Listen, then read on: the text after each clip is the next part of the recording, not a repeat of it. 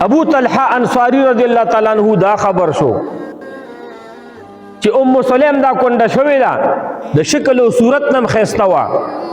د اخلاق نم برابر وا او بیا او خیر زنانم ده او ور سره حیا ناکم ده د ابو طلحه رضی الله تعالی عنہ دا خو تجار او دا څوک دی ابو طلحه دی نظر خبر کوي ابو طلحه رضی الله تعالی عنہ دا چې کله مسلمان نمو د بوتانو عبادت کاو یو خسته بوتي ځان ته جوړ کړي او هر ورځ به خوشبو لګوله هر سحر به ورته غته به سجدي کولې داغه په نوم باندې منظرونه او نیازونه کول دا عبادت دی کوم مشرک دی ابو طلحه رضی الله تعالی عنہ لا مسلمان نه دی او د خبرې په مدینه منوره کې هغه ټاپو او